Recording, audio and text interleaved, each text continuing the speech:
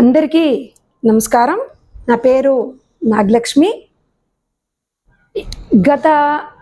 మొన్న జరిగినటువంటి 8వ తారీఖు నుంచి 10వ తారీఖు వరకు అంటే 3-4 రోజులుగా మన భారతదేశం పాకిస్తాన్పై చేసినటువంటి యుద్ధ దాడిలో నరేంద్ర మోడీ గారు భుజం తట్టి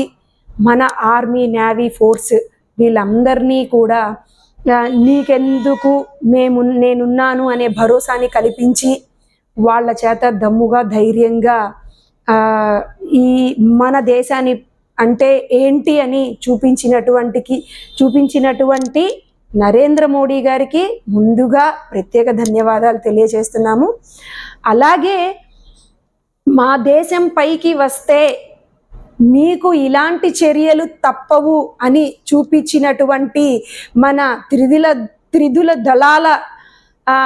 వారి అందరికీ కూడా ప్రత్యేక కృతజ్ఞతలు, ధన్యవాదాలు తెలియజేస్తున్నాను. ఈ 9 ప్రాంతాల్లో పాకిస్తాన్పై దాదాపుగా 100 మంది ఉగ్రవాదులను మట్టు పెట్టించి వాళ్ళకి పాకిస్తాన్కి సంబంధించినటువంటి అనేక రకాలైనటువంటి డ్రోన్లేంటి, విమానాలేంటి, వాళ్ళు చేస్తున్నటువంటి విమానాశ్రయాలు, లేకపోతే ఇంకా ఎక్కడైతే ఈ ఎక్కువగా ఉగ్రవాద చర్యలు ఉన్నటువంటి పరిస్థితి వాళ్ళు తిరిగి మళ్ళీ మన దేశంపైకి దాడి చెయ్యాలి అనంటే భయపడేటటువంటి విధంగా వాళ్ళు స్పీడ్గా మన మీద యుద్ధం చేయకుండా వాళ్ళని ఎకనామికల్గా అన్ని రకాలుగా మన దేశం మీద దాడి చేయకుండా